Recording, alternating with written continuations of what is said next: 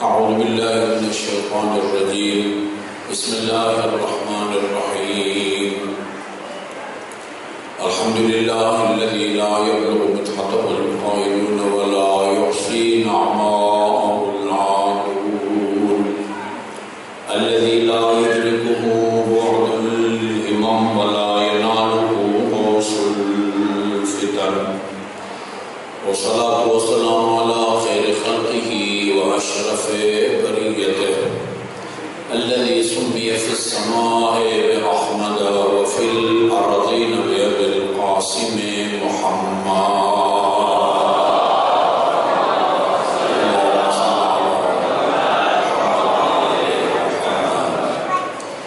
وعلى أهل بيته الطيبين الطاهرين الذين أذهب الله عنهم الرجس وطهرهم تطهيرا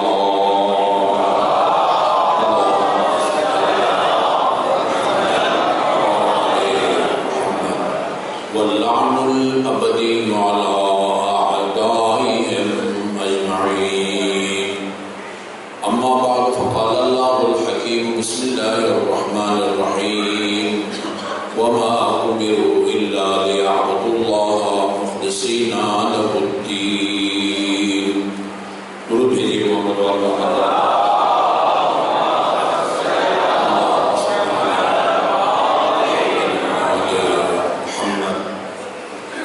مومنین کرام، ہم سب متوجہ ہیں دین سے کہ دو حصے ہیں، بعض کا تعلق عقائد سے ہے اور بعض کا تعلق ہماری عملی زندگی سے ہے۔ امام حسین علیہ السلام کی طرف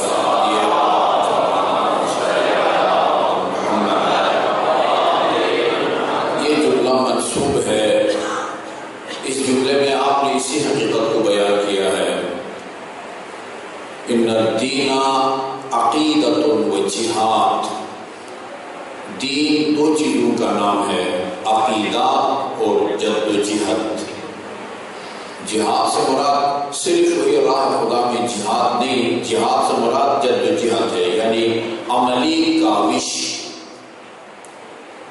عقیدۃ و جہاد، عقیدے کے ذیل میں 5 چیزیں بیان کی جاتی ہیں جن کو اصول دین کہا جاتا ہے۔ بچپن سے ہم کو پڑھایا گیا ہے اور اپنے بچوں کو ہم بھی پڑھا رہے ہیں کہ اصول دین، دین کی بنیادیں، اصول، معیار کسی کے اصول دین ہونے کا یہ ہے کہ جس کی تعیین اللہ کے اختیار میں ہے، اس کو اصول دین کہتے ہیں۔ توحید، عدل، نبوت، امامت اور قیامت، یہ اصول دین ہیں۔ ان میں سے جو پہلے 3 ہیں وہ اصول اسلام کہلاتے ہیں۔ جذبات سے ہٹ کے، جذبات سے قطع نظر، باریک بینی کے ساتھ اگر دیکھیں تو ان 5 یعنی توحید، عدل، نبوت، امامت اور قیامت میں سے 3 جو ہیں توحید، نبوت اور قیامت، یہ اصول اسلام کہلاتے ہیں۔ اس کا مطلب ہے کہ جو ان 3 میں سے کسی ایک کا بھی اقرار کرنے کے بعد انکار کرے وہ دائرہ اسلام سے خارج ہو جائے گا، وہ مرتد کہلاتا ہے۔ اقرار کے بعد انکار یہ ارتداد کہلاتا ہے، مرتد کہلاتا ہے۔ البتہ مرتد کی 2 قسمیں ہیں، ایک مرتد ملی اور ایک مرتد فطری۔ مرتد فطری کا مطلب یہ ہے کہ مسلمان گھرانے میں پیدا ہوا، ماں اور باپ دونوں یا دونوں میں سے ایک مسلمان ہے اور یہ بڑے ہو کے کافر ہو جائے، خدا کا انکار کرے، نبوت کا انکار کرے، قیامت کا انکار کرے، اس کو مرتد فطری کہتے ہیں۔ اس کی بہترین اور کبھی نہ بھولنے والی مثال وہ سلمان رشدی ہے۔ سلمان رشدی مرتد فطری ہے، اس کے والدین مسلمان ہیں، اب بھی مسلمان ہیں، خود مرتد ہو گیا ہے۔ مرتد فطری کا حکم یہ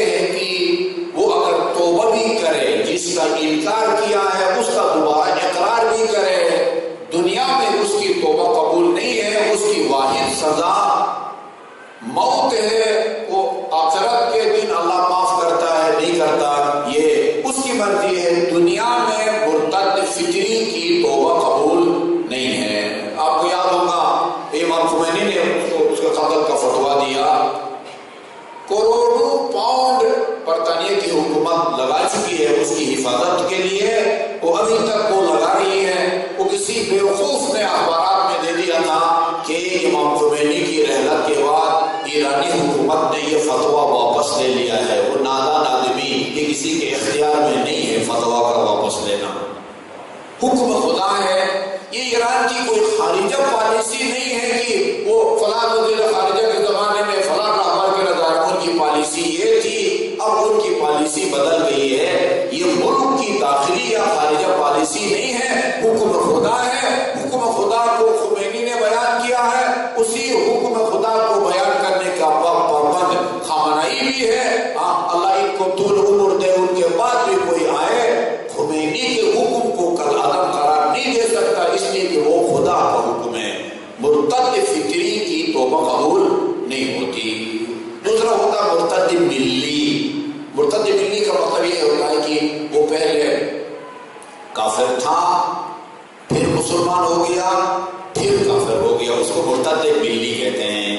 یہ اگر توبہ کر لے تو اس کی توبہ قبول ہے۔ ایک آدمی شروع سے وہ کافر گھرانے میں پیدا ہوا ہے، خدا اور رسول اور قیامت کا منکر ہے، یہ کافر ہے، یہ مرتد نہیں ہے۔ جب تک وہ توحید کا اقرار نہ کرے، جب تک وہ رسالت کا اقرار نہ کرے، جب تک وہ قیامت کا اقرار نہ کرے، اس وقت تک کوئی کافر دائرہ اسلام میں نہیں آ سکتا۔ البتہ توحید کے اقرار سے پہلے خود خدا کا اقرار ضروری ہے۔ اللہ کی وحدانیت کا اقرار یہ اللہ کا ایک کمال ہے، اللہ کی ایک تعریف ہے۔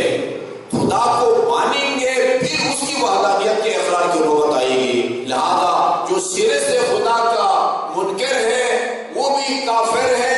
خدا کا جو قائل ہے وہ کائنات کے خالق کو بھی اللہ سمجھتا ہے، لیکن وہ غیر خدا کو خدا کا شریک قرار دے، اس کا مطلب یہ کہ وہ خدا کا تو قائل ہے لیکن شرک کی وجہ سے وہ بھی کافر شمار ہوتا ہے۔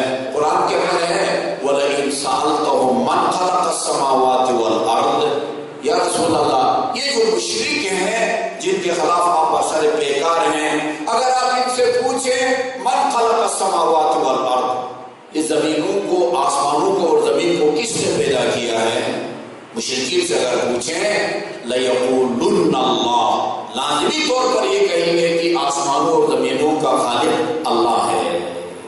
یہ خدا کے قائل بھی تھے، زمین اور آسمان کے خالق کو بھی خدا مانتے تھے، لیکن مشرک تھے، عبادت میں خدا کا شریک قرار دیتے تھے، ربوبیت میں خدا کا شریک قرار دیتے تھے، جس کی وجہ سے وہ مشرک قرار پائے۔ تو یہ جو پہلے تین ہیں توحید اور نبوت اور قیامت، ان کا جو انکار کرے گا وہ دائرہ اسلام سے خارج ہو جائے گا، اور ان تینوں میں سے ایک کا بھی اگر اس نے اقرار نہیں کیا وہ کافر رہے گا، مسلمان نہیں ہوگا۔ لیکن باقی جو دو اصل ہیں عدل اور امامت، عدل بڑا پیچیدہ مسئلہ ہے، عدل بہت پیچیدہ ہے۔ ہم عدل الہی کے قائل ہیں، جہاں ہمارا ایک نام جہاں شیعہ اثنا عشری ہے، امامیہ ہے، جعفری ہے، وہاں ہمارا ایک اور نام عدلیہ بھی ہے، اس لیے کہ ہم اپنے عقائد میں اللہ تعالیٰ کے عدل کو شامل کرتے ہیں۔ جس طرح توحید کو اپنے عقائد کا بنیادی حصہ سمجھتے ہیں، اسی طرح اللہ تعالیٰ کے عادل ہونے کو بھی اپنے عقائد کا بنیادی حصہ قرار دیتے ہیں۔ اور امامت، یہ دونوں کے دونوں یہ اصول اسلام نہیں ہے۔ اللہ کے عدل کا اقرار کیے بغیر بندہ مسلمان ہو جاتا ہے، امامت کے اقرار کیے بغیر بھی بندہ مسلمان ہو جاتا ہے۔ کافی مجالس میں، بلکہ کچھ عرصہ پہلے، چند سال پہلے، بعض دینی مدارس کے طلباء کو قم بھیجا جا رہا تھا، ان کو انٹرویو کے لیے میں نے بلایا تھا۔ میں نے کہا امامت کا منکر کافر ہے یا مسلمان ہے؟ کہا امامت کا منکر کافر ہے۔ یہ تو بڑی مشکل پیش آئے گی آپ کو۔ اس ملک میں ہماری آبادی کتنے فیصد ہے؟ 20% ہے یا 25% ہے؟ زیادہ سے زیادہ 25% نا۔ زیادہ سے زیادہ اگر آپ 25% ہے اور امامت کے منکر کو آپ کسی ہوٹل میں جا کے چائے پی سکیں گے، نہ کھانا کھا سکیں گے، نہ کسی قصائی سے اپنے شیعہ قصائی مقرر کرنا پڑے گا اس سے جا کے گوشت لو، کسی شیعہ سے گوشت نہ لو، نہ ان کو رشتہ دیا جائے گا، نہ ان سے رشتہ لیا جائے گا۔ اور سب سے خطرناک بات یہ ہے کہ آپ گرمیوں میں ویگن میں سفر کریں گے، آپ کے ساتھ 75% میں سے کوئی ایک بیٹھا ہوا ہوگا، آپ کو بھی پسینہ آیا ہوگا، اس کو بھی پسینہ آیا ہوگا، آپ کا بدن اس کے بدن سے ٹچ کر جائے گا، آپ کے کپڑے نجس ہو جائیں گے، بدن بھی نجس ہو جائے گا، گھر میں آ کے دوبارہ غسل کرنا یعنی پاک کرنا بدن کو واجب ہو جائے گا۔ ایسا کرتے ہیں یہ تمام مسلمانوں کو آپ نہیں سمجھتے ہیں، پیتے ہیں یا نہیں؟ یا تو چائے ہوٹل میں انڈیا میں اور دوسرے غیر مسلم ممالک میں جو زندگی گزارتے ہیں ان سے پوچھیں کتنی مشکل ہے۔ میں کہا کرتا ہوں شکر کریں کہ خدا نے امامت کے منکر کو کافر نے ڈکلیئر کیا، یہ آپ پر خاص مہربانی ہے۔ عبادات قبول نہیں ہے، اس میں کوئی شک نہیں ہے، عبادات قبول نہیں ہے، وہ جنت بھی نہیں جائے گا امامت کا منکر، لیکن امامت کا منکر دائرے اسلام سے خارج نہیں ہے۔ بہت سارے شیعہ گھرانوں میں امامت کے منکر خواتین موجود ہیں، اور بہت سارے سنی گھرانوں میں امامت کے منکر شیعہ گھرانے کے اندر شیعہ خاتون موجود ہے، دونوں نمونہ آپ کے پاس موجود ہے۔ لہذا اس تلخ حقیقت کو آپ تسلیم کریں کہ امامت کا منکر ناجی نہیں ہے، مومن نہیں ہے، جنت میں نہیں جائے گا، لیکن پاک ہے، اس کا ذبیحہ نہیں کھا سکتے ہیں، اس کے دل میں اگر اہل بیت کی دشمنی نہیں ہے اس کو رشتہ بھی دیا جا سکتا ہے۔ بابا بلند درود بھیجیے محمد والا۔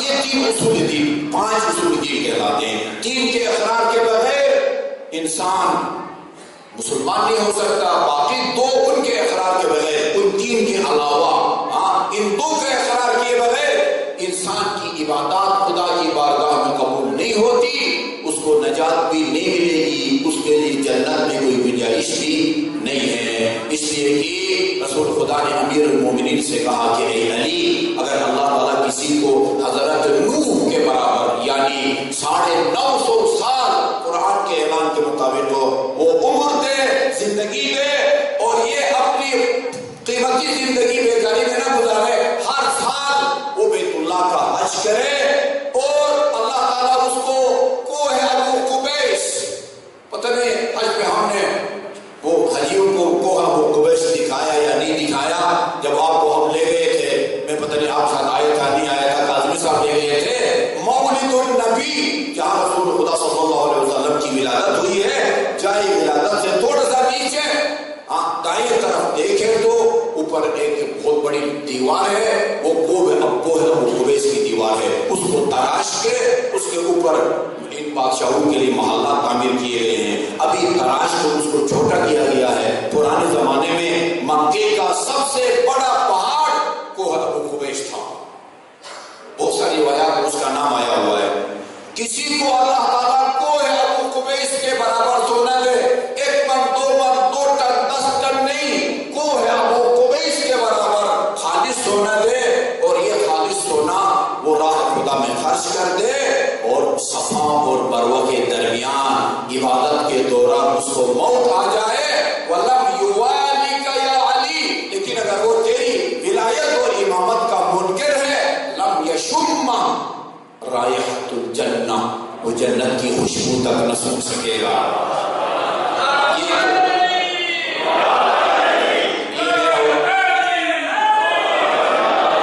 اور دوسری روایت میں ہے اگر کوئی اللہ تعالیٰ کسی کو 1000 سال عمر دے، پھر 1000 گزرنے کے بعد اللہ تعالیٰ بڑھا دے، 1000 اور بڑھا دے، 2000 کے بعد 3000 سال کو خدا کسی کو عمر دے، اور 3000 سال کی عمر میں اتنی نمازیں پڑھے کہ اس کے پاؤں ورم پڑ جائے، اور اتنے روزے رکھے کہ روزے رکھ رکھ کے اس کا پیٹ اس کے کمر کے ساتھ چپک جائے، لیکن اس کے دل میں ذرہ برابر اہل بیت کا بغض ہو، اکبہ اللہ تعالیٰ من خرہ فی النار، اللہ تعالیٰ اس کو منہ کے بل جہنم میں ڈالے گا۔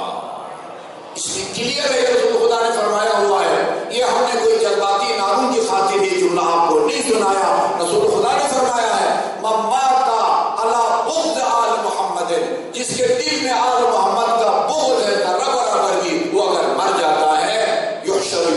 القیامت مختوما بین عینیہ، آج اس وقت من رحمت اللہ، روز قیامت میدان محشر میں اس کی پیشی ہوگی اور اس کے ماتھے پر ایک سٹیکر لگا ہوا ہوگا، یہ بدبخت اللہ تعالیٰ کی رحمت سے مایوس ہے۔ اور آخر میں فرمایا مما تعالیٰ بغض آل محمد مات کافرا، رسول کے اس فرمان کو بنیاد بنا کے اہل بیت کے دشمن کو ہم کافر اور نجس اور اس کے ذبیحہ کو بھی حرام سمجھتے ہیں۔ جس کے دل میں آل محمد کا بغض ہو وہ اگر مرتا ہے وہ اسلام کی موت نہیں مرے گا، کفر کی موت مرے گا۔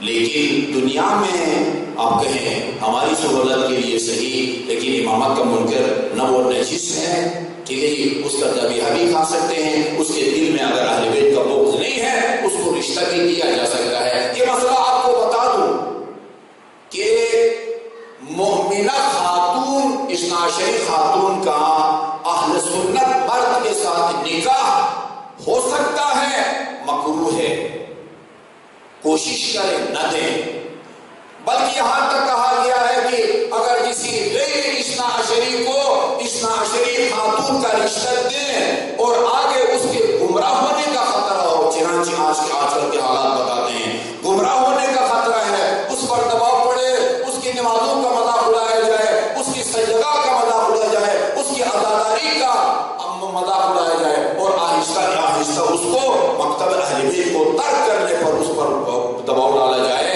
اگر یہ خطرہ ہو پھر حرام ہے۔ عام حالات میں جائز ہے لیکن مکروہ، لیکن اگر خاتون کے گمراہ ہونے کا خطرہ ہے، وہ غیر اثنا عشری گھرانے میں جانے کے بعد وہ صرف مکروہ نہیں بلکہ یہ کام پھر حرام ہو جاتا ہے۔ اور مکروہ کی وجہ بھی ہم سمجھ میں آتی ہے، یقیناً اس کے مذہبی رسومات خطرے میں پڑ جاتے ہیں۔ ہمارا مشاہدہ ہے بہت سارے ایسے خواتین پریشان ہیں، کبھی ان کے ہاتھ کھول کے نماز پڑھنے کا مذاق اڑایا جاتا ہے، کبھی عزاداری کا مذاق اڑایا جاتا ہے۔ تو یہ مسئلہ ہم کو پتہ ہونا چاہیے، نکاح ہو تو سکتا ہے یہ مکروہ ہے، لیکن اگر خاتون کے گمراہ ہونے کا خطرہ ہے تو پھر حرام ہے۔ پاور بلند درود بھیجیے محمد والا محمد۔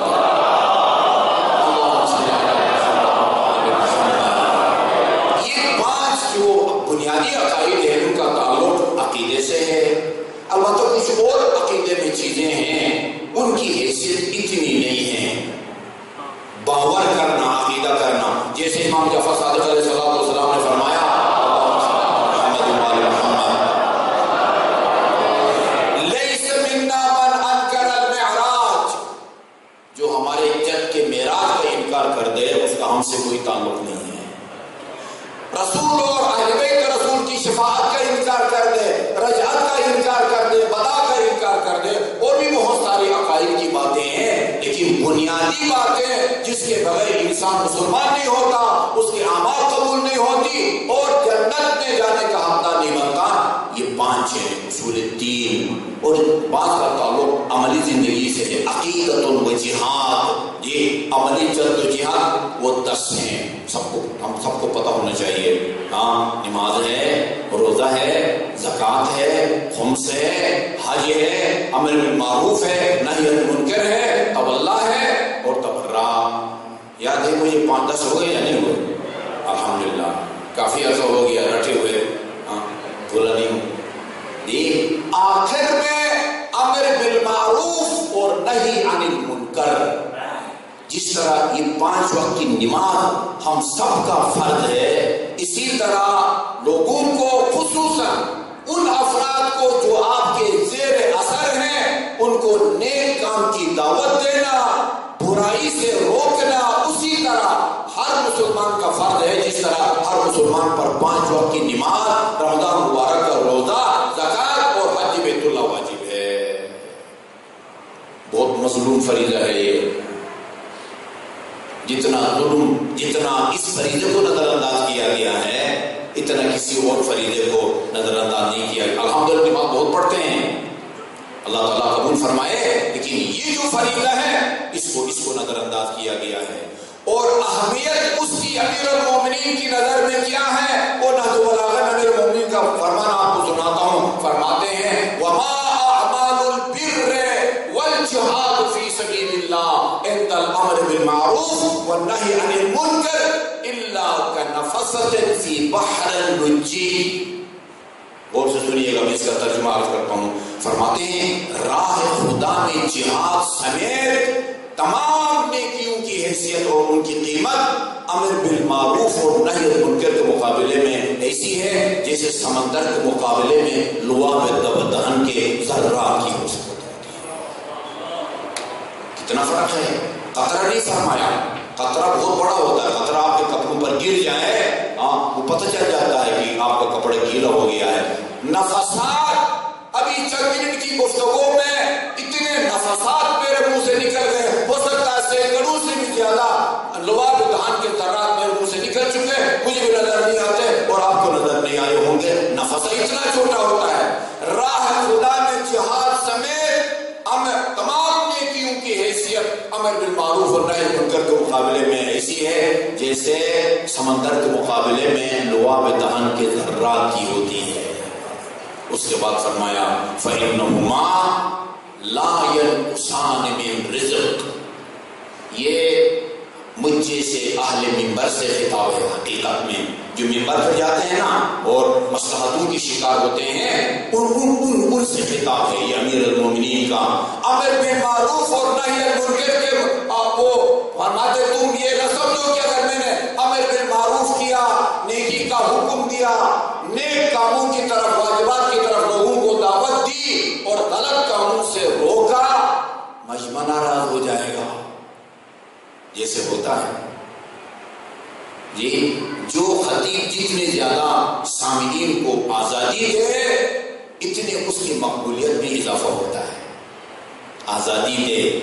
مرفوع القلم، مرفوع القلم کس کو کہتے ہیں؟ مرفوع القلم کسے کہتے ہیں؟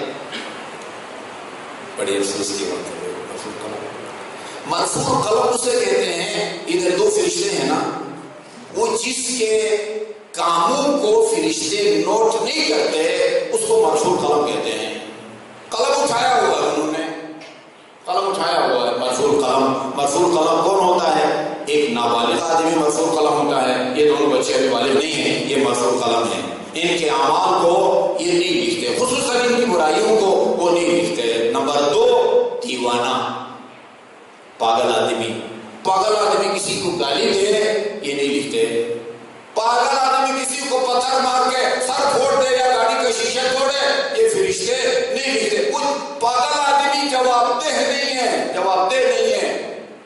جو آدمی مومنین کو مرفوع قلم سمجھے، قدر مادر آداب سمجھے، اس کی مقبولیت میں اضافہ ہوتا ہے. اور جو ان کو ذمہ داریاں سونپے وہ اس سے ناراض ہوتے ہیں. یہ اپنی طرف سے کچھ بھی نہیں کہتا، بھائی یہ اللہ کا فرمان اور اہل بیت اطہار علیہ السلام کی روایات آپ تک پہنچاتا ہے. اور جو اللہ کی کتاب اور اہل بیت کے فرمان سے وہ نکل کر اپنی طرف سے کچھ بیان کرے وہ بدعت گزار ہے. رسول خدا نے ہمیں قرآن اور اہل بیت سے تمسک کا حکم دیا ہے. جی لا ينقصان من رزق، فرماتے ہیں علی سے لکھ کے لے لو، حق کی بات کرو، تلخ ہو شیرین ہو، میٹھے ہو یا تلخ، اس کو لوگوں کے سامنے بیان کرو. اور علی ضمانت دیتا ہے کہ لا ينقصان من رزق، یہ امر بالمعروف اور نہی عن المنکر، اس سے تمہارے رزق روزی میں کوئی کمی نہیں آئے گی. ولا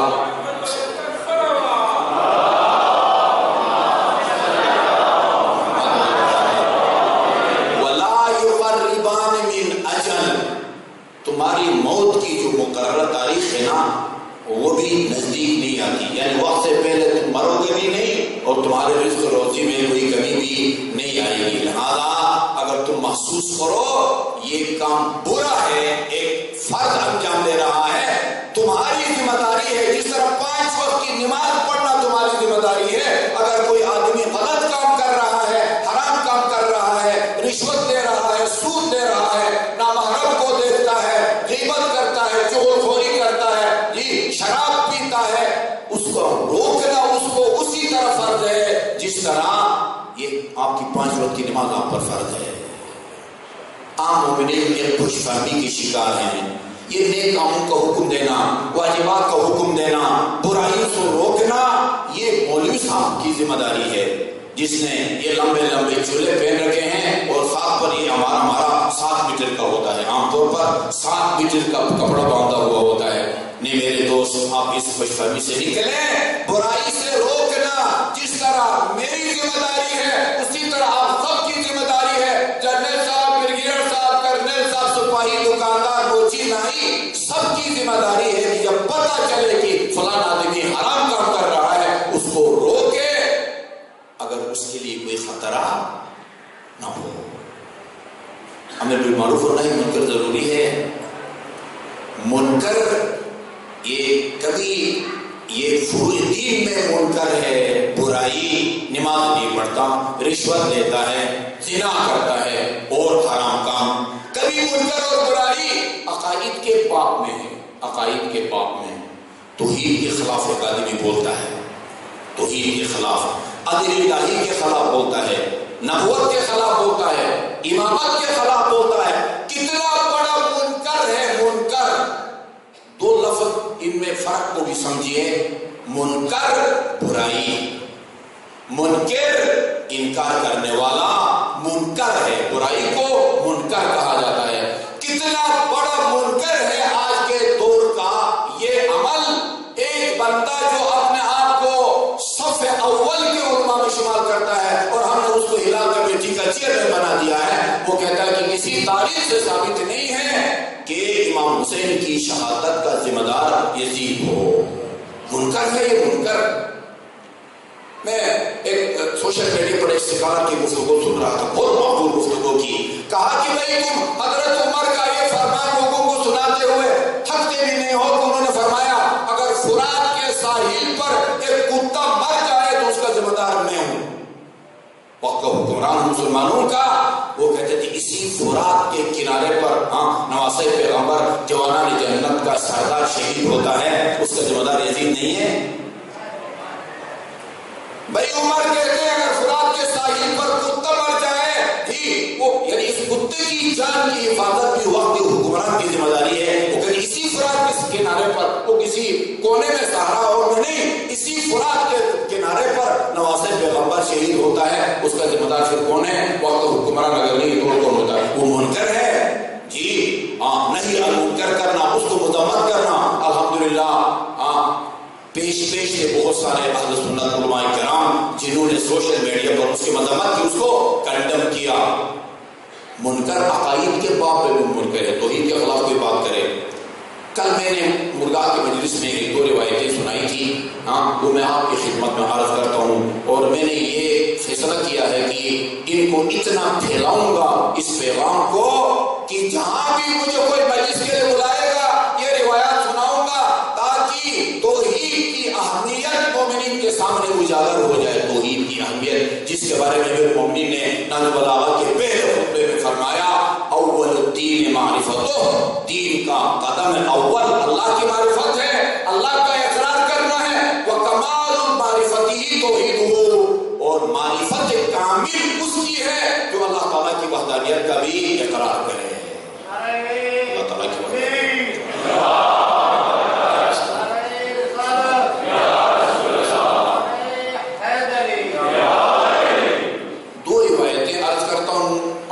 اس امید کے ساتھ کہ ان روایتوں پر عمل کریں گے۔ اگر آپ نے عمل کیا آپ کو بھی اجر ملے گا، ساتھ میں مجھے بھی ملے گا۔ ٹوٹل میں اگر حساب کریں تو آپ سے زیادہ مجھے ملے گا، لیکن یہ بے فکر رہیں کہ آپ کا ثواب کاٹ کے نہیں دے گا مجھے، آپ کو بھی فل ثواب ملے گا، مجھے بھی فل ثواب ملے گا۔ امیر المومنین علیہ السلام کو رسول خدا نے ایک لشکر اسلام کی وہ قائد بنا کے بھیجا۔ 30 یا 40 دن یہ جہاد، یہ جنگ جاری رہی۔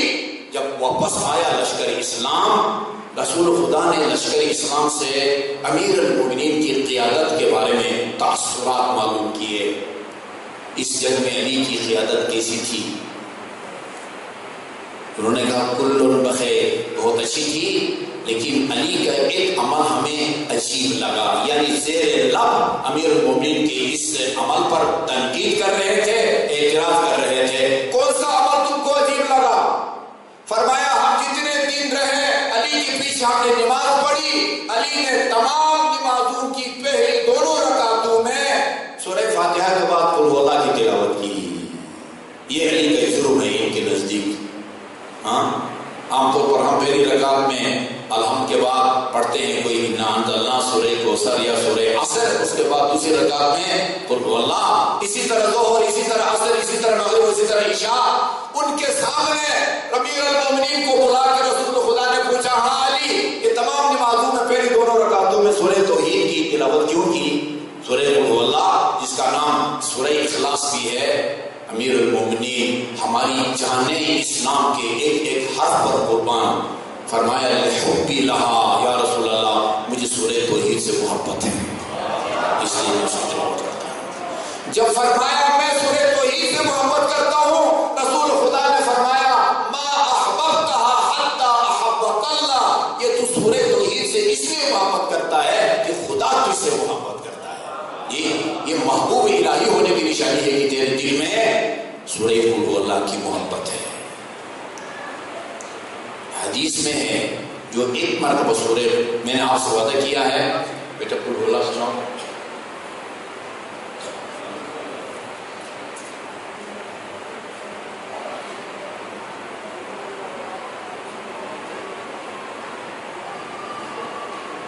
اس مجلس میں شاید کوئی بھی ایسا نہ ہو جس کو سورہ قل هو اللہ یاد نہ ہو. اس کو یاد نہیں ہوگا، یہ بہت چھوٹا ہے. اتنے 2 سال کا ہے، 2.5 سال کا. فرمایا رسول خدا نے جو ایک مرتبہ سورہ توحید کی تلاوت کرے، آپ دیکھیں چند سیکنڈ لگیں گے، منٹ بھی نہیں لگتا، جو ایک مرتبہ سورہ توحید کی تلاوت کرے قل هو اللہ کی، اللہ تعالیٰ اس کو 1/3 قرآن، 1/3 تورات، 1/3 انجیل اور 1/3 زبور کی تلاوت کا اجر عطا فرماتا ہے. جو 2 دفعہ سورہ قل هو اللہ کی تلاوت کرے، 2/3 قرآن یعنی 20 سپارے، 2/3 تورات، 2/3 انجیل اور 2/3 زبور، اور جو 3 دفعہ سورہ توحید کی تلاوت کرے، اللہ تعالیٰ اس کو مکمل ان تمام چاروں کی چاروں آسمانی کتابوں کا اول سے لے کر آخر تک تلاوت کا اجر و ثواب عطا فرماتا ہے. جی عہد کریں میرے ساتھ نہیں، کم از کم اپنے ساتھ عہد کریں گے کہ جب بھی فرصت ملے زبان فارغ ہو. جی آپ آفس میں ہیں، ہر وقت تو آپ کی زبان وہ کسی نے اس میں نہیں ہوتی، فارغ بھی ہوتے ہیں، سورہ توحید کی تلاوت کریں. ایک دفعہ تلاوت کی آپ کو یقین ہونا چاہیے کہ آپ کے نامہ اعمال میں 30 سپاروں کی تلاوت کا 10 سپاروں کی تلاوت کا ثواب لکھ دیا گیا. 2 دفعہ 20 سپارے، 3 دفعہ تلاوت کرنے کے بعد آپ کو یقین ہونا چاہیے اس مخبر صادق کے فرمان کی روشنی میں آپ کے نامہ اعمال میں اس فرشتے نے مکمل ختم قرآن کا ثواب لکھ دیا ہے.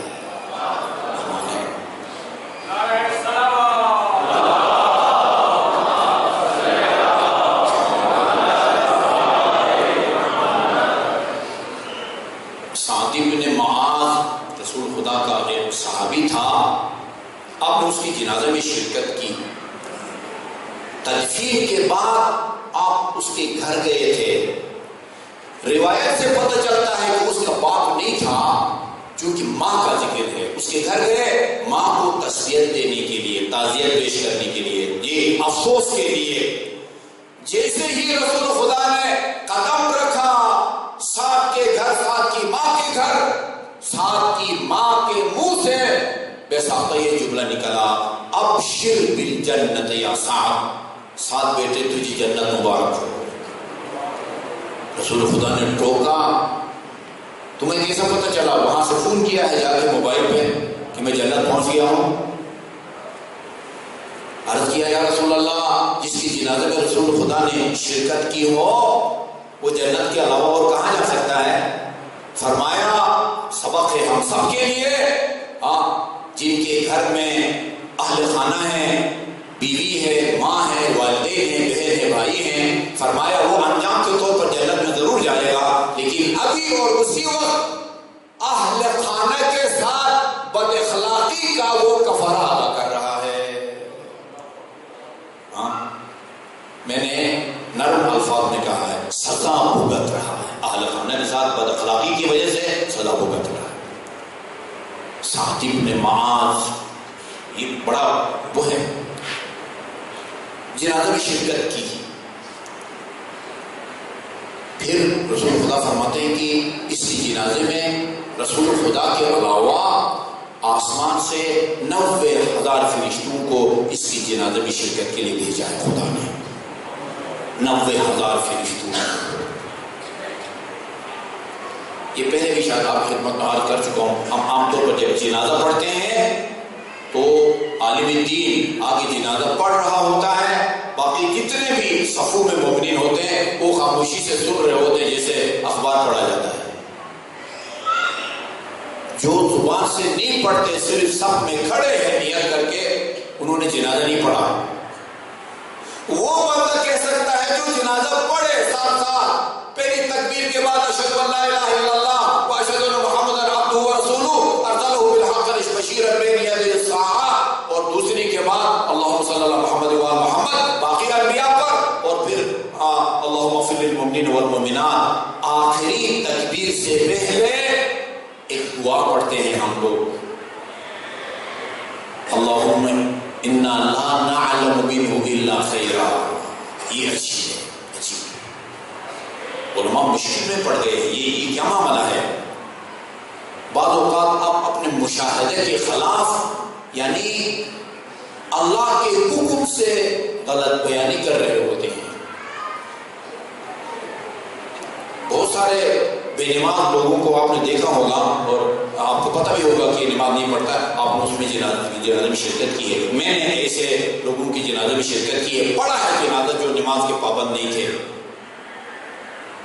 اور نہیں تو بھائی میرے سامنے وہ سویرے سے تازہ وہ شیو کر کے آیا ہے، داڑھی منڈائی ہوئی ہے، ہاں جو ایک ناجائز کام ہے. میں پابند ہوں آخری تکبیر سے پہلے یہ گواہی دوں اللہم انا لا نعلم منہ الا خیرا. خدایا ہم نے اس سے زندگی میں کوئی برائی نہیں دیکھی، نیکی ہی نیکی دیکھی ہے. بائی آرڈر آپ نے یہ پڑھنا ہے.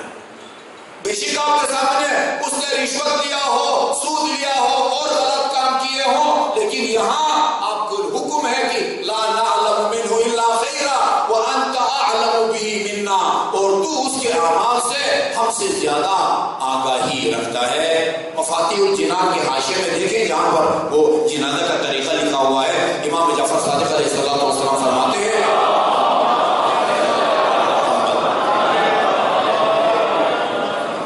مومن یا مومنہ کے جنازے میں 40 آدمی شرکت کریں اور یہ گواہی دیں اللہم انا لا نعلم منہ الا خیرا، اللہ تعالیٰ اس کے ان تمام گناہوں کو بخش دیتا ہے جو خدا کے علم میں ہوتے ہیں 40 آدمیوں کی گواہی کی برکت سے.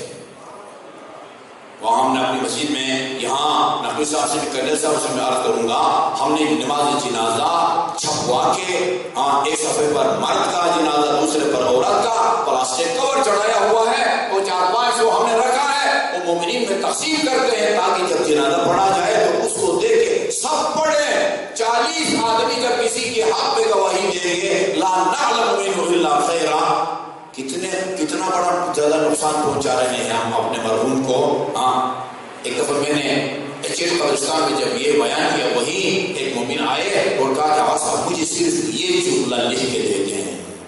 بھئی صرف یہ نہیں، پورا جنازہ ہے یاد کرو، صرف یہ لکھ کے دیتے مجھے اللہم لا نعلم منہ الا خیرا. مکمل جنازہ تب ہوتا ہے کہ آپ شہادتیں بھی پڑھیں جی، وہ محمد وآل محمد اور باقی انبیاء پر بھی درود بھیجیں، عام مومنین مومنات کے لیے بھی اور مرحوم یا مرحومہ کے لیے دعا مانگے، تب آپ کا نماز جنازہ مکمل ہوگا. باوال بلند درود بھیجیں محمد وآل محمد.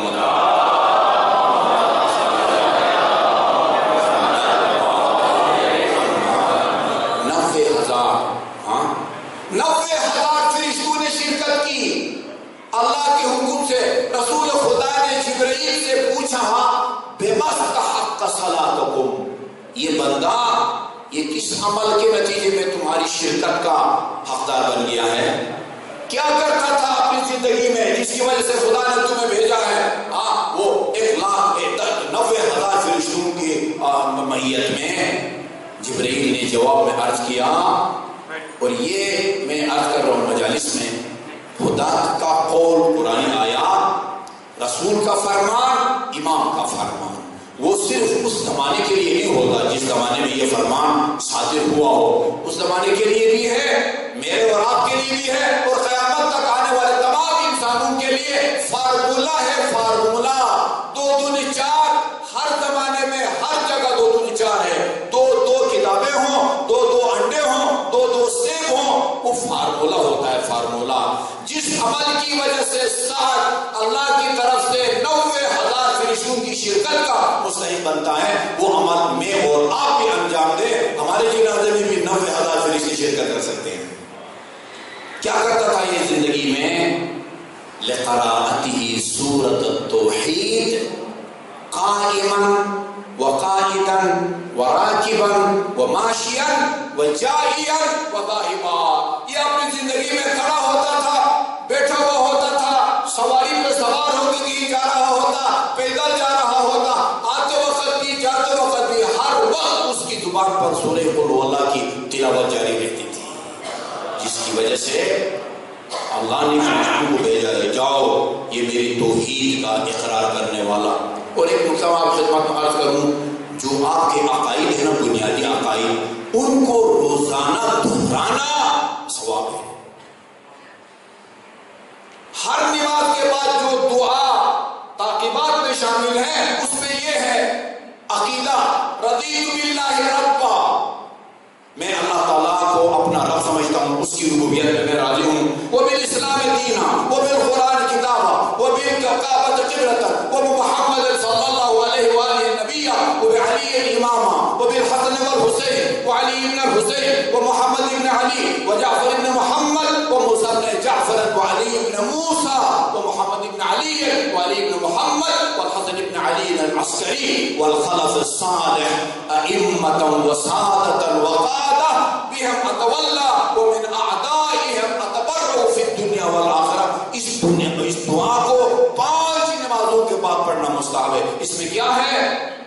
اس میں صرف آپ کے عقائد کا اظہار ہے، میں خدا کو اپنا رب مانتا ہوں، دین اسلام کو اپنا دین مانتا ہوں، قرآن کو وہ اپنی کتاب سمجھتا ہوں، محمد مصطفیٰ کو اپنا نبی سمجھتا ہوں، اور علی سے لے کر امام زمان تک ان 12 اماموں کو ائمۃ وسادۃ وقادہ، ان کو اپنا امام، اپنا سید و سردار اور اپنا پیشوا مانتا ہوں۔ بہم اتولا، میرے دل میں ان کی محبت اور ولایت ہے، ومن اعدائهم اتبرأ فی الدنیا والآخرہ، اور ان کے دشمنوں سے میرا نہ دنیا میں کوئی تعلق ہے نہ آخرت میں۔ عقیدہ ہے، عقیدہ اور کچھ نہیں۔ اس عقیدے کا دن میں 5 مرتبہ آپ اظہار کریں۔ میں نے پڑھا ہے معتبر روایات میں، جہاں آخرت کا اجر ملتا ہے اس عقیدے کے اظہار سے، وہاں آپ کی عمر لمبی ہو جاتی ہے اس دعا کے نتیجے میں، عمر دراز اللہ تعالیٰ نصیب فرماتا ہے۔ توحید، یہ سوال ابھی یہ ہے کہ سورہ یاسین کو قلب القرآن کہا جاتا ہے، قرآن کا دل۔ اس کے بارے میں آپ کو ایسی روایت نہیں ملے گی۔ ایک دفعہ جو سورہ یاسین کی تلاوت کرے اس کو 10 سپاروں کی تلاوت کا ثواب ملتا ہے، 2 دفعہ تلاوت کرو تو 20، 3 دفعہ سورہ یاسین کی تلاوت کرو تو ختم قرآن کا۔ سورہ طاہر جو اہل بیت کی شان میں نازل ہوا، اللہ تعالی الانسان حین احین من الدہر لم یکن شیئا مذکورا، اس کے بارے میں اس طرح کی روایات نہیں ہیں۔ یہ سورہ قل ھو اللہ میں کیا رکھا ہوا ہے جس کی وجہ سے 3 دفعہ پڑھو تو آپ کو مکمل 114 سوروں کی تلاوت کا ثواب ملتا ہے۔ اس کے اندر دین اسلام کی روح کو رکھا گیا ہے، اور حضرت آدم سے لے کر حضرت محمد مصطفیٰ صلی اللہ علیہ وآلہ وسلم تک 1,24,000 نبیوں کی محنت کا نتیجہ بیان کیا گیا ہے، اور اللہ تعالیٰ کی توحید ہے۔ آدم سے لے کر ہر نبی، شریعتیں بدلتی رہی، اعمال عبادات کے طریقے بدلتے رہے، لیکن جو پیغام سب لے کے آئے، لا الہ الا اللہ، اللہ کے علاوہ اور کسی کی عبادت جائز نہیں ہے۔ آیت میں آپ کے سامنے پڑھی ہے، اس میں ایک توحید کو اللہ تعالیٰ نے بیان کیا ہے، وَقَضَىٰ رَبُّكَ أَلَّا تَعْبُدُوا إِلَّا إِيَّاهُ۔ اللہ تعالیٰ کا یہ فیصلہ ہے، حکم ہے کہ اس کے علاوہ کسی اور کی عبادت مت کرو۔ إِيَّاكَ نَعْبُدُ،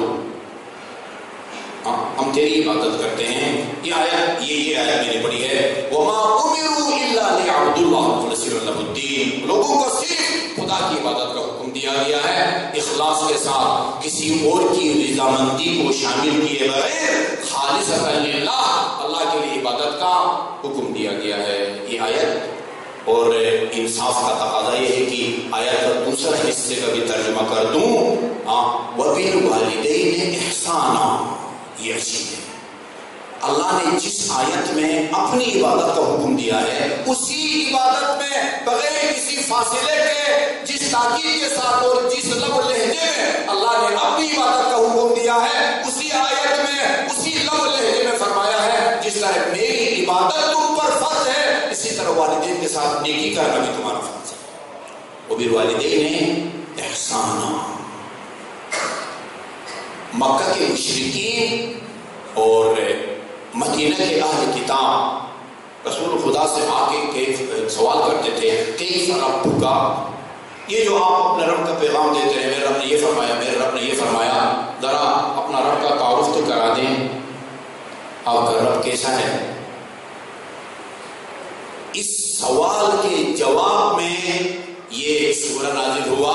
اللہ تعالیٰ اپنے حبیب سے فرماتا ہے قل، یہ جو آپ سے میری ذات کے بارے میں پوچھتے ہیں تیرا رب کیسا ہے، انہیں کہو قل هو اللہ احد اللہ الصمد لم یلد ولم یولد ولم یکن له کفوا احد، وہ یکتا ہے، اس کا کوئی جسم نہیں، اس کا بدن نہیں، جی ہماری طرف اس کے ہاتھ پاؤں چھاتی گردہ جگر یہ نہیں ہے، لم یلد ولم یولد، نہ وہ کسی کا باپ ہے نہ وہ کسی کا بیٹا ہے، ولم یلد ولم یولد، اللہ وہ پر بے نیاز ذات ہے، لم یلد ولم یولد ولم یکن له کفوا احد، کوئی بھی اس کا ہمتا کفو اور ہمسر نہیں بن سکتا۔ یہ تعارف کرایا اللہ تعالیٰ نے۔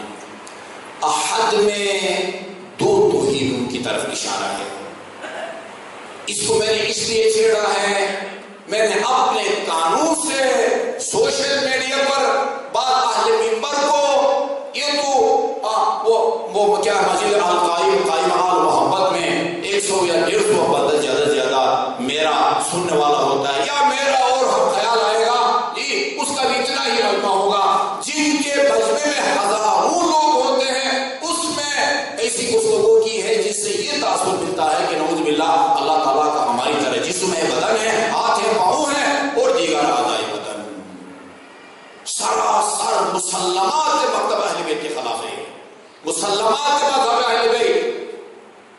ایک آدمی امام جعفر صادق علیہ السلام کی خدمت میں آ کے عرض کرتا ہے فرزند پیغمبر میں مالک کے پاس گیا تھا، مالک امام مالک، ابو حنیفہ شافعی حنبل امام مالک وہ ہے جو شیعوں کی طرح ہاتھ کھول کے پڑھنے کو ضروری سمجھتا ہے۔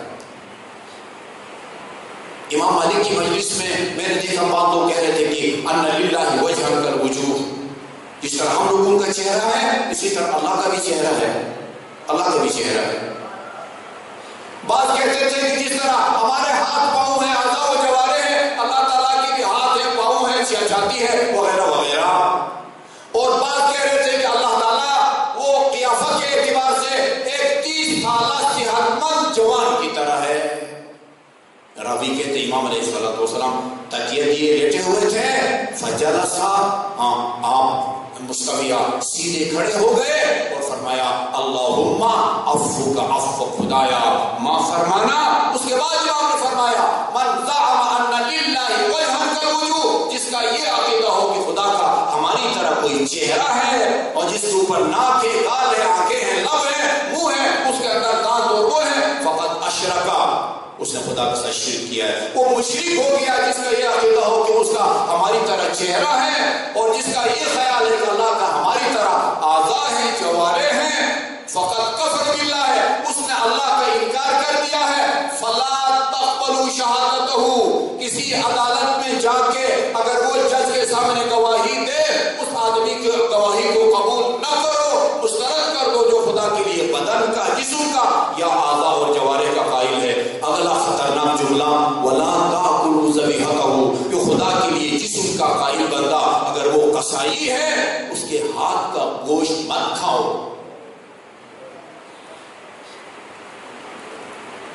ایک بندے جس کے نام کے ساتھ عاقل آتا ہے لیکن عقل کی کوئی نشانی اس میں مجھے نظر نہیں آتی. وہ امیر المومنین کے بارے میں کہ علی ید اللہ ہے، علی عین اللہ ہے، علی وجہ اللہ ہے، یہ دو تین نسبتیں دینے کے بعد ایک عجیب جملہ جس سے رونگٹے کھڑے ہو جاتے ہیں انسان کے، کھڑے ہو جانے چاہیے. ہر محب اہل بیت، ہر اثنا عشری کے رونگٹے کھڑے ہونا چاہیے. وہ کہتے ہیں کہ یہ اللہ چہرے کو، ہاتھ کو، آنکھ کو امیر المومنین کی طرف نسبت دینے کے بعد کہا اللہ نے ابو طالب کو یہ اختیار دے رکھا تھا کہ وہ اللہ کے جسم کو اپنا بیٹا کہے. کیا مطلب نکلتا ہے اس کا؟ یعنی اللہ کے جسم کو، یعنی اللہ کو اپنا بیٹا سمجھے. اللہ کا باپ ابو طالب ہے. کیا کہنا چاہتا ہے؟ یعنی علی اللہ ہے. مجھے نہیں معلوم خود بھی اس اپنے جملے کا مطلب اس کے سمجھ میں آتا ہے یا نہیں آتا. یہ تو افسوسناک ہے، قابل مذمت ہے کہ یہ کہے کہ اب کے منہ پر اللہ کا جسم آ رہا ہے. اللہ کا جسم نہیں ہے. اللہ کی صفات ثانیہ میں سے اہم صفت یہ کہ اللہ کا جسم نہیں ہے، وہ مرکب نہیں ہے، وہ اعضاء سے مل کے نہیں بنتا جس طرح ہم اعضاء سے مل کے بنتے ہیں. لیکن اس سے زیادہ قابل افسوس ان سامعین کا رد عمل ہے. ایک بندہ نہ مجلس میں نہ مجلس کے بعد اس سے پوچھنے والا نہیں ہے کہ یہ آپ نے اللہ کے لیے جسم کا لفظ کیوں استعمال کیا ہے اور یہ جملہ کیوں کہا کہ اللہ نے اللہ کے جسم کو ابو طالب کو اپنا بیٹا کہنے کا اختیار دے رکھا ہے. سب سے بڑا منکر اس زمانے کا یہ ہے کہ اللہ کے لیے جسم کے قائل ہوں. کل تک ہم دوسروں کا مذاق اڑاتے ہیں کہ اللہ تعالیٰ کے لیے ہاتھ کے پاؤں ہیں، ٹانگ کے قائل ہیں، وہ روز قیامت جہنم میں ڈالے گا تو وہ کہے گی بس اب مجھے مزید جو ہے نا بندے نہیں چاہیے. کیا فرق ہوا اس میں اور اس میں؟ میری آپ سے درخواست یہ ہے، مکتب تشیع المسلمات میں سے ہیں، اگر آپ کی اس جگہ پر کوئی پڑھتا ہے، الحمدللہ کہ اس طرح کے گمراہ کن افراد کو نہیں بلاتے، کسی اور جگہ آپ جس کی شرکت کرتے ہیں اور کسی کی تقریر سے آپ کو یہ تاثر ملے کہ اللہ کا جسم ہے، بدن ہے، ہماری طرح ہاتھ پاؤں ہے، خدا کا وزن ہے، خدا متحرک ہے، کبھی عرش پر ہوتا ہے کبھی فرش پر ہوتا ہے، اس کو ٹوکے اور کہے کہ یہ مکتب اہل بیت علی کے خطبوں کے خلاف ہے، سید سجاد کی دعاؤں کے خلاف ہے. یہ ذمہ داری ہے، روکنا منکر کو روکنا ہر شخص کی ذمہ داری ہے. درود بھیجے محمد و آل محمد.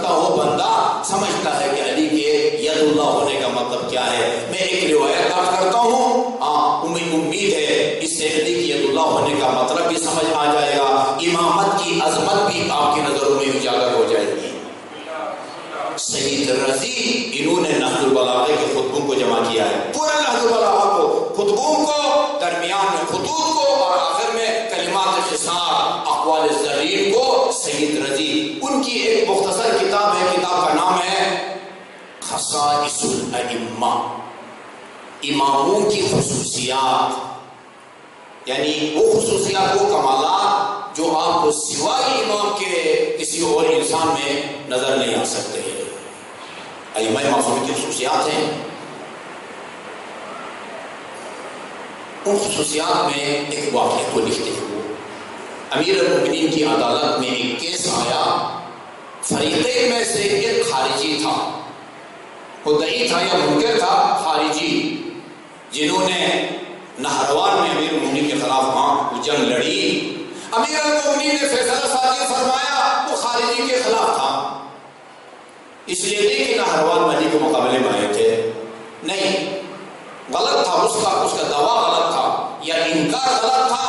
جب اس نے امیر المؤمنین کا فیصلہ سنا جو اس کے خلاف تھا، اعتراض کیا، چیلنج کیا امیر المؤمنین کو، کہا کہ یہ آپ کی ناانصافی ہے، آپ نے مجھ پر ظلم کیا ہے اور آپ کے اس فیصلے پر اللہ راضی نہیں ہے. یہ جملہ رسول کو جھٹلانے کے مترادف ہے. رسول نے فرمایا علی مع الحق والحق مع علی. رسول نے فرمایا علی مع القرآن والقرآن مع علی. یہ کہنا کہ آپ کا فیصلہ غلط ہے، میرے ساتھ ظلم ہوا ہے، خدا آپ کے فیصلے پر راضی نہیں ہے، یہ رسول کو بھی جھٹلاتا ہے. جی، رسول کو جھٹلاتا ہے، رسول کی تکذیب کرتا ہے. امیر المومنین جلال میں آئے اور اس سے کہا اخسا عدو اللہ. عربی زبان میں کتا آپ کے قریب ہو نا، کتا، اس کو بھگانے کے لیے اخسا کہا جاتا ہے. ہاں، دشمن خدا دور ہو جا، چلے جا یہاں سے. لکھا ہے مرحوم ردی نے فصار قلبا اسود. اس جملے کا امیر المومنین کی زبان مبارک سے نکلنا تھا، وہ ایک سیاہ کتے میں تبدیل ہو گیا اور امیر المومنین کے سامنے دم ہلانے لگا. آنکھوں سے آنسو جاری ہوئے اور اس کے بدن پر جو کپڑے تھے اڑ گئے وہ فضا میں. یہ لوگ پریشان ہو گئے، تعجب سے، حیرت سے امیر المومنین کی طرف دیکھنے لگے. امیر المومنین نے فرمایا کس بات پر تعجب کر رہے ہو بھائی؟ بولا اس سے بڑھ کے اور کیا تعجب کی بات ہو سکتی ہے، ہمیں اپنی فکر لاحق ہو گئی ہے. فرمایا دیکھو، اس میں آدم کے 73 حروف ہیں، ان میں سے اللہ تعالیٰ نے عاصم بن برقیہ کو ایک اسم اعظم دیا تھا، ایک اسم اعظم. اس کی وجہ سے وہ اتنا طاقتور اور بااختیار بن گیا تھا. چشم زدن میں اتنے یمن سے فلسطین تک وہ تخت بلقیس کو چشم زدن میں سلمان کے پاس آ کے رکھ دیا ہے. اس کے پاس ایک اسم اعظم کا حرف تھا. ہم اہل بیت کے پاس 72 اسم اعظم. جس کے پاس ایک اسم اعظم ہو وہ اتنا طاقتور بنتا ہے کہ تخت بلقیس کو چشم زدن میں لا کے سلمان کے قدموں پر رکھ سکتا ہے. جن کے پاس 72 اسم اعظم ہو ان کے اختیارات اور طاقت کا کون اندازہ لگا سکتا ہے؟ اس کو کہتے ہیں ید اللہ. اس معنی میں ید اللہ ہے، مظہر صفات خدا بندی ہے. ابھی گنجائش نے یاد کرو کہ یہ وجہ اللہ ہونے کا مطلب کیا ہے. جی، عین اللہ ہونے کا مطلب کیا ہے؟ اشارے ہیں، کنایے ہیں. حقیقی معلوم ہے اللہ تعالیٰ کا اس طرح کا ہاتھ نہیں ہوتا جس میں ہڈی ہے، گوشت ہے، خون ہے، شریانے ہیں، ایک دائیں ہیں ایک بائیں ہیں، اس میں اس سے آگے اتنی ہڈیاں ہیں، اس کے پیچھے اتنی ہڈیاں ہیں. اس طرح کے ہاتھ خدا کے نہیں ہوتے. وہ نہ اس طرح کا چہرہ خدا کا ہوتا ہے. کوئی چہرہ ہو، اس کے اوپر ناک ہو، گال ہو، آنکھیں ہوں، آنکھیں میں سفیدی ہو، سیاہی ہو، اس کے اندر چربی ہو. اس لیے امیر المومنین نے فرمایا خدا دیکھتا ہے لیکن تمہاری طرح چہرے کے ذریعے نہیں دیکھتا. خدا دیکھتا ہے لیکن سنتا ہے خدا لیکن تمہاری طرح کسی ہڈی کے ذریعے نہیں دیکھتا. یہ اشارہ ہے کہ اللہ تعالیٰ کے اعضاء بدن نہیں ہے. اس طرح مرتبہ اہل بیت کو بدنام کرنے والوں کی حوصلہ شکنی کرنا ہر مومن اثنا عشری کی ذمہ داری ہے. زیر خنجر جس توحید کا اقرار کیا نواسے پیغمبر نے رضن بقضائک، خدایا حسین تیرے ہر فیصلے پر راضی ہے، و تسلیما لامرک، تیرے ہر حکم کے آگے حسین کا سر تسلیم ہم ہے. لا معبود سواک، لا معبود سواک یہ لا الہ الا اللہ کا ترجمہ ہے. لا معبود سواک یعنی لا الہ الا اللہ، لا معبود الا اللہ، خدا کے سوا. خدایا اس کائنات میں تیرے سوا کسی اور کی عبادت جائز نہیں ہے. یا غیاث المصرفین، اے فریادیوں کے فریاد رس. آئیے اس مکرمہ عزیزہ حسین کا تھوڑا سا تذکرہ کریں، جس کی خاطر آپ یہاں تشریف لائے ہیں۔ شیخ جعفر ششتری وہ اپنے زمانے کے بہت باعمل خطیب تھے، اور روز عاشور کربلا کی سب سے بڑی مجلس سے وہی خطاب کرتے تھے۔ شیخ جعفر ششتری، ان کی امام حسین کے بارے میں کتاب ہے الخصائص الحسینیہ، جناب زینب الکبریٰ علیہ السلام کے بارے میں الخصائص الزینبیہ، وہ کہتے میں ایک سال شب عاشور سوچ رہا تھا وہ کل کی بڑی مجلس میں کس کی مسائل پڑھوں۔ 72 کے مجلس شہادت وہ مختل میں وہ پڑھی جاتی ہے۔ ایک بندہ ہاتھ میں کتاب لے کے 72 کے مسائل پڑھتا ہے، 3 گھنٹے لگتے ہیں۔ ایک مجلس ایک بندہ پڑھتا ہے 1 گھنٹہ یا پون گھنٹے کی۔ میں سوچ رہا تھا کہ کل کی مجلس میں کس کے مسائل پڑھوں، علمدار حسین کے مسائل پڑھوں، ہم شکل پیغمبر کے پڑھوں، قاسم کے پڑھوں، اصحاب میں سے، یا خود نواز پیغمبر۔ میں کوئی فیصلہ نہیں کر سکا، ایک سے ایک کی شہادت دن خراش ہے۔ میں اسی پریشانی کے عالم میں سو گیا۔ میں نے خواب میں خاتون جنت کو دیکھا۔ فرمایا خاتون جنت نے، شیخ تو نے اگر مجھے خوش کرنا ہے کسی کی شہادت مت پڑھ، میرے بیٹے کے آخری ودا کے مسائل پڑھ۔ اس لیے فرمائش کی، اب سمجھتی ہے کہ سب سے زیادہ دل خراش منظر وہ آخری ودا میں ہے۔ میرے مظلوم آقا نے 3 دفعہ ودا کیا ہے۔ ایک دفعہ ودا کر کے گئے، جہاد کیا، واپس آئے۔ دوسری دفعہ، آخری دفعہ، امام زین العابدین فرماتے ہیں میں اپنے خیمے میں بستر علالت پر تھا، میرے بابا آئے، وہ خیمہ کا پردہ ہٹایا، جیسے ہی میں نے دیکھا میرے بابا سر سے لے کر پاؤں تک خون میں ڈوبے ہوئے تھے۔ بدن پر موجود تلواروں اور تیروں اور نیزوں کے زخموں سے جب بات کرتے تھے یا سانس لیتے تھے خون کے فوارے پھوٹتے تھے۔ بابا کو دیکھ کے عرض کیا اپنی پھوپھی کی خدمت میں، علیہ بالسیف والعصا، پھوپھی مجھے عصا اور تلوار لا کے دیجیے۔ بیٹے کیا کرو گے؟ کہا، فرمایا میں عصا کے سہارے ہی جا کے بابر کی مدد کروں گا۔ امام نے فرمایا زینب اس کو عصا نہ دینا، کہیں نسل پہ مبر مرتدے نہ ہو جائے۔ تسلی دی، اور پھر وہ سلام کے دل خراش جملے، یا زینب ویا سکینۃ ویا رقیۃ علیکن منی السلام۔ آخری سلام کے بعد امام ذوالجلال پر سوار ہوئے۔ پہلی دفعہ عزادارو ایک اشارے کے نتیجے میں چل پڑا تھا، دوسری دفعہ بھی یہ آخری دفعہ چلانا چاہتے ہیں، مگر یہ اصل وفادار قدم نہیں اٹھاتا۔ ایک مرتبہ دیکھا وہ سینے پہ سونے کی آدھی بچی ذوالجلال کے قدم سے گرتی ہے، اور بابا سے فرماتی ابتانی استسلمت للموت۔ یہ دیکھ رہی تھی یہ معصومہ، چچا گیا واپس نہیں آئے، قاسم گئے واپس نہیں آئے، اکبر گئے واپس نہیں آئے، حبیب مسلم واپس نہیں آئے۔ بابا سے فرماتی ابتا استسلمت للموت، آپ بھی خود چل کے موت کی طرف جا رہے ہیں۔ فرماتے ہیں کہ فلا یستسلم للموت من لا ناصر له ولا معین۔ بیٹی سکینہ جس کا دنیا میں کوئی ناصر مددگار نہ بچا ہو وہ موت کی طرف جاتا ہے۔ عجیب معصومانہ فرمائش کی، ادھر ردنا الی مدینہ جدنا، بابا کسی طریقے سے پہلے ہمیں نانے کا مدینہ پہنچائیے، اس کے بعد بیشی جہاد کے لیے جائے۔ جواب میں عرض فرمایا لو ترک القتال نام، مطلب یہ بنتا ہے اگر نانا کی امت نے ہمیں مدینے میں چین سے رہنے دیا ہوتا میں تمہیں اس پہ آب و گیا صحرا میں لے کے نہ آتا۔ پھر وہ طولانی مرثیہ پڑھا امام نے، فرمایا سیطول بعدی، جب دیکھا جب روتے ہوئے دیکھا بیٹی کو، فرمایا سیطول بعدی یا زبیرۃ فعلمی من کا البکاء اذا الحمام تعانی۔ بیٹی سکینہ ابھی نہ رو، ابھی تیرے رونے کے بہت دن باقی ہے۔ لا تحرقی قلبی بدمک حسرتاً، اپنے ان اشکوں اور گریوں سے بابا کی جگر کو کباب نہ کر۔ ہاں بابا کی شہادت کے بعد سب سے زیادہ رونے کی حقدار تو ہے۔ واقعی کربلا میں کوفہ اور شام کی راہوں میں اس معصومہ کے چند جملے ہیں جو ہمیں قیامت تک عزاداروں بلانے کے لیے کافی ہیں۔ امام کا اصل وفادار جب امام کے نازنین بدن کے گرد طواف کر رہا تھا، مرحوم کربندی نے لکھا ہے ایک بندی وہ آئی، آگے بڑھا اور کٹے ہوئے ان نے وہ لگا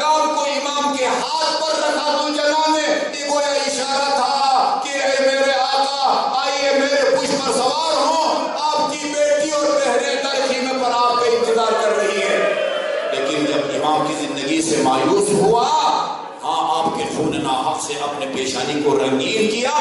امام زمان نے اس کا منظر پیش کیا ہے زیارت ناحیہ میں۔ یہ جب خیموں کی طرف آیا، فلما رأینا جوادہ مخضیا، جب بیویوں نے دیکھا یہ گھوڑا آ رہا ہے لیکن زیر ایک طرف کو ڈلی ہوئی ہے، بالیں کٹی ہوئی ہے، خرجنا من الخدور، خیموں سے باہر نکل آئی، علی الخدود الاتمات، وہ اپنے رخساروں پر تماچے مار رہی تھی، ہذہ تنادی و ابا، کوئی بابا بابا کر کے پکار رہی تھی، وہ ہذہ تنادی و اخا، اور کوئی بھائی بھائی کر کے پکار رہی تھی۔